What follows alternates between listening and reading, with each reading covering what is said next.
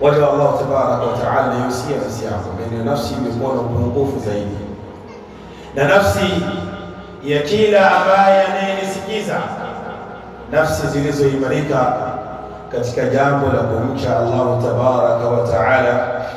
Hakika jambo hilo amelihusia Allah tabaraka wa taala kwa waja wake wote, muslimuhum kafiruhum talihuhum salihuhum, waja wake wote waliokuwemo ndani yao walikusalimisha na amri yake Allah tabaraka wa taala, wakiwemo wanaomkufuru Allah tabaraka wa taala, wakiwemo wanaotekeleza pamoja na imani zao, wanaotekeleza maamrisho ya Allah tabaraka wa taala, na wakiwemo wale ambao pamoja na imani zao wanavuka mipaka ya Allah tabaraka wa taala.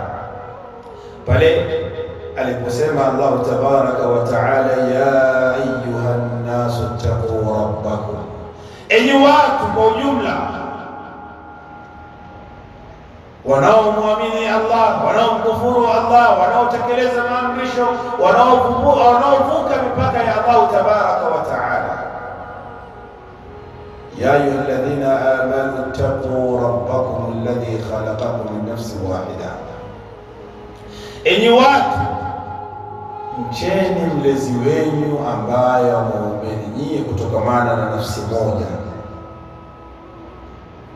Amri ni kutovuka mipaka yake Allah tabaraka wa taala, kutekeleza maamrisho yake Allah tabaraka wa taala. Waja wa Allah tabaraka wa taala bado tuko kwenye mwezi mtukufu miongoni mwa ile miezi minne ambayo mazungumzo ya khutba zilizopita shekhi wengi wanazungumza Shahrullah Muharram ulipokuwa na utukufu wake, ulipokuwa na fadhila zake. Mazilna naishu fi hadhihi al-ayyam, bado tuko ndani ya masiku haya ambayo kwamba ni masiku makubwa sana mbele ya Allah tabaraka wa taala, ikiwemo kwa mwezi wenyewe ni miongoni mwa miezi mitukufu mbele yake Allah tabaraka wa taala. Walakin pamoja na utukufu wake, mwezi huu imebeba baadhi ya matukio ambayo kwenye historia yetu ya Kiislamu matukio haya yalitokea ndani ya mwezi huu mtukufu wa Muharram. Irtabata hadha ash-shahr bimaani adhimatin min maani an-nasri wal-izza wat-tamkin.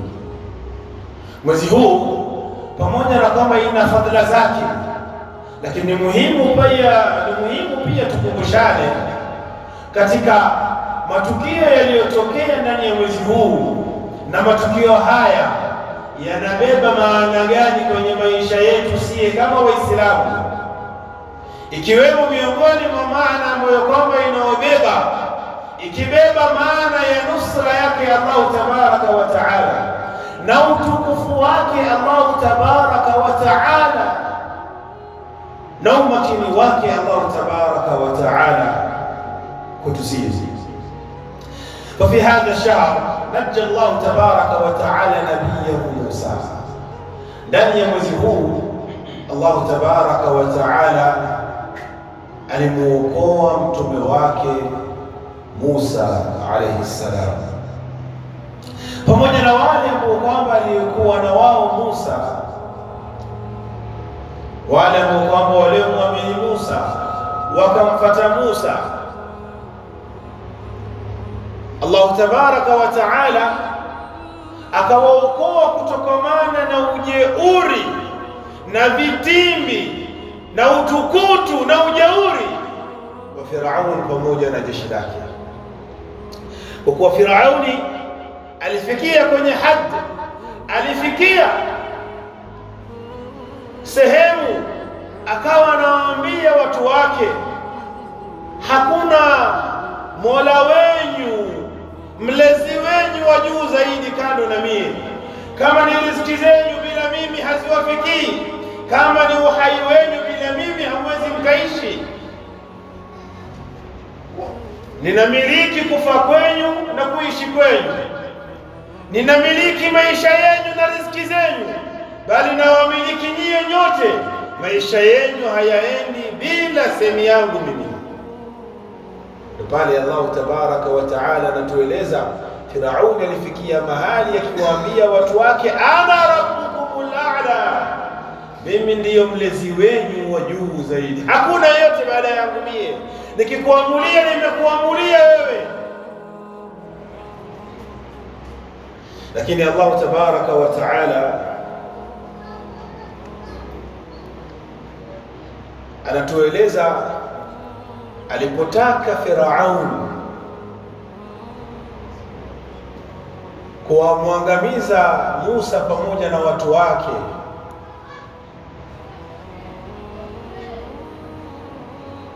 anatueleza Allah tabaraka wa taala akimweleza mtume wake, faanjaina Musa wa man ma'ahu ajma'in.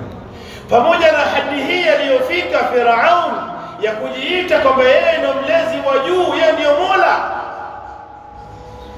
na akajaribu kutaka kumfanyia Musa na watu wake waliomfuata Musa vitimbi.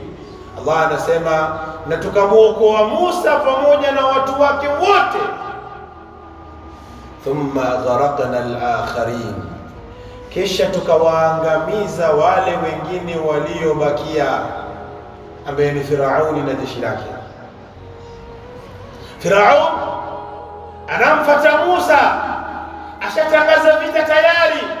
Musa anatakiwa auawe huyu, pamoja na yoyote ambaye kwamba atakayemfuata. Nitahakikisha nimemkata mkono wake wa kulia pamoja na guu lake la kushoto, kisha nikate mkono wa kushoto na mguu wa kulia. Hii ndio adhabu alikuwa amewaamulia Firaun Musa na watu wake.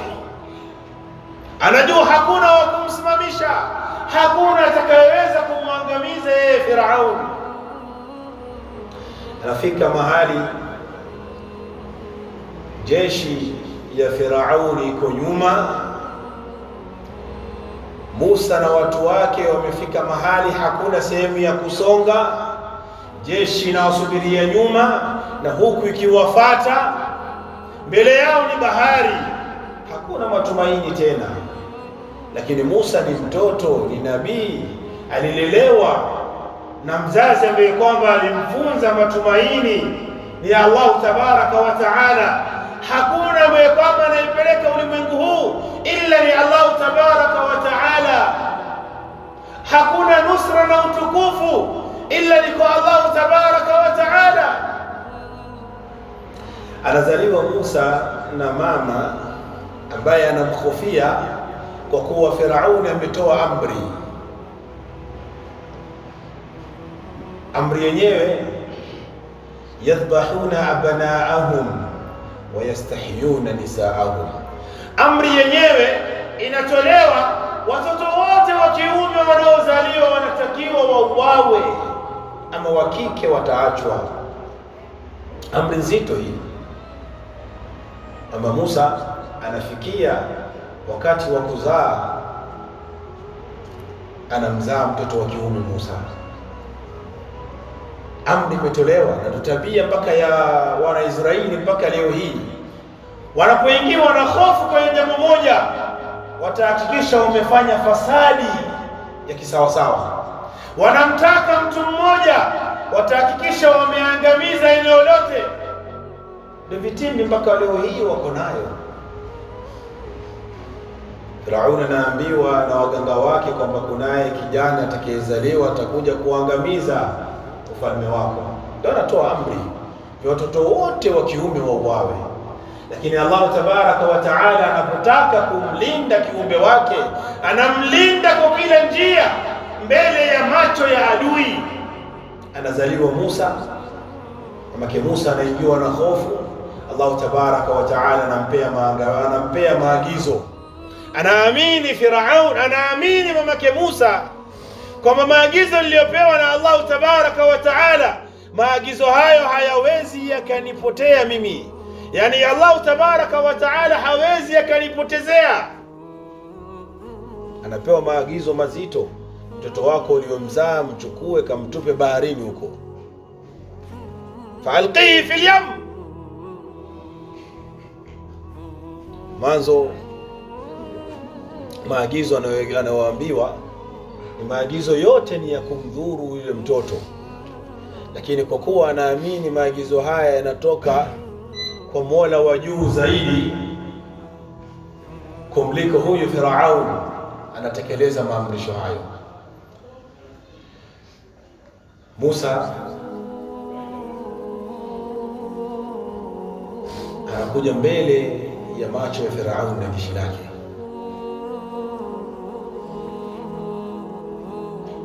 Waganga wa Firaun wanamwambia huyu ndiye kile kijitoto ambacho kwamba tulikuwa tunakizungumzia, ndicho hichi. Tukikiua hiki, amri yako yote isimame sasa. Huyu ndiye. Kwenye bahari hii mtoto hata homa hana, kikohozi hana, ako mzima wa afya. Huyu ndiye. Lakini angalia, Allah tabaraka wa taala anamlinda mtume wake Musa kutokamana na vitendo vya Firaun aliyedai ndio Mola wa juu zaidi, kwa ndimi wa karibu yake zaidi ambaye ni mke wake Firaun. Anawaona Musa sasa, hawa waganga hawa wanataka kunikosanisha na mke wangu. Anawaona wote ni wapumbavu. No, huyu mtoto siye. Huyu mtoto vile alivyotoa maagizo mke wangu, asa an nattakhidhahu walada, huenda huyu mtoto amekuja mbele ya macho yetu na hatujajaliwa mtoto. Huyu ni Mungu ambaye kama anayezungumzishwa naye pia, hatujajaliwa mtoto siye. Huenda akatufaa huyu akawa ni mtoto wetu, qurratu ayun li wa lak. Huyu ni pumbao langu mie na wewe. Kwa nini tusimweke nyumbani kwetu tumlee huyu mtoto? Huenda Mwenyezi Mungu ametuletea mtoto wa miujiza huyu mbele ya macho yetu. Maneno hayo machache pamoja na ujeuri wake Firaun, lakini mke wake alijua kwamba huyu ninaweza nikamcontrol, akaona hao wengine wapumbavu tu. Hivyo wanatakiwa wake zetu wawe watambue kwamba Allah tabaraka wa taala amewapa hiyo nguvu. Ikiwa mmeo ni mtu muovu, una uwezo ya kumrekebisha ule mke kwa tools ambazo ule mume, kwa tools ambazo kwamba Allah tabaraka wa taala amekupa. Huyu ni Firauni mjeuri wa hali ya juu, lakini anatulizwa na mke wake kwa maneno machache tu. Asa an natakhidhahu walada, huenda tukamfanya huyu ni mtoto wetu, na huenda akawa yeye ni pumbao kwa macho yangu na macho yako. Akawaona waganga wote hao ambao kumbe ni njia ya Allah tabaraka wa taala kumnusuru mtume wake Musa. Anarudishwa Musa kwa mamake yule yule kumnyonyesha, hajanyonyeshwa na mama mwingine ila mamake tu. Analelewa Musa kwenye nyumba ya Firaun. Huyu ni mtoto amelelewa na matumaini. Anafika mahali kwenye utu uzima wake, babake wa kumlea Firaun anataka yuko tayari kumwangamiza na wale wote waliomfuata. Watu wa Musa wanamtoa Musa matumaini, wanamtoa Musa nguvu, wanamvunja nguvu Musa. Wanamwambia Musa, inna la mudrakun, tukubali Musa, tujisalimishe kwa Firaun. Bahari mbele yetu, kuna wanyama wazito hawa, hatuwezi tukaivuka hii, tukubali tu. Kumkubali Firauni jambo jepesi, huenda katusamehe, tukubali yeye Mola wetu wa juu tu. Inna la mudrakun, tumekutwa Musa, hatuna uwezo tena. Lakini kwa kuwa Musa ni mtoto ambaye amelelewa na imani ya kumtambua Allah tabaraka wa taala, anawajibu kwa imani ya juu zaidi. Kalla, qala kalla, Musa anawaambia kalla, haiwezekani siye Mola wetu atupotezee. La, inna ma'i rabbi sayahdin, hakika ninaye mlezi wangu hawezi akanipotezea. Ndio hapo Allah tabaraka wa taala kaelezea, fa anjayna Musa wa man ma'ahu ajma'in, tukamwokoa Musa pamoja na wale waliokuwa pamoja na Musa. Thumma aghraqna al-akharin, kisha waliobakia mbele jeshi ya Firaun pamoja na Firauni mwenyewe tukawaangamiza na bahari hiyo hiyo. Faja'ala Allahu al-bahra tariqan lin-najah, bahari hiyo hiyo ikawa ni sababu ya kupata nusra na kupata utukufu Musa alayhi salam. Waja'ala al-bahra nafsahu sababan lihalaki Firaun, na ikawa bahari hiyo hiyo ni sababu ya kuangamia Firaun pamoja na wale ambao kwamba walikuwa na wao. Ya'lamu al-mu'minuna, ili wapate kutambua waumini baada ya hapo, anna al-izzata, ya kwamba utukufu laysat fi kathrati al-mal, haiji kwa wingi wa mali, wala fi kathrati al-atba', wala kwa wingi wa wafuasi, wala bi istikhdam al-mukhaddarat, wala haiji utukufu wako, haiji kwa kutumia vitu ambavyo kwamba utadhania vinakupa nguvu, lakini havikupati nguvu wewe, kama vile madawa ya kulevya yanavyotumika na vijana wetu. Wa innamal izza, bali utukufu na ushindi unakuja fil i'timadi ala Allah subhanahu wa ta'ala, kwako wewe kumtegemea Allah tabaraka wa ta'ala. وكذلك من صور العزة التي أظهرها الله تعالى لعباده في هذا الشهر، كذلك ili kupata funzo ambayo kwamba inafungamana na maudhui yetu, kwamba ushindi na utukufu hauji ila kwa Allah tabaraka wa ta'ala.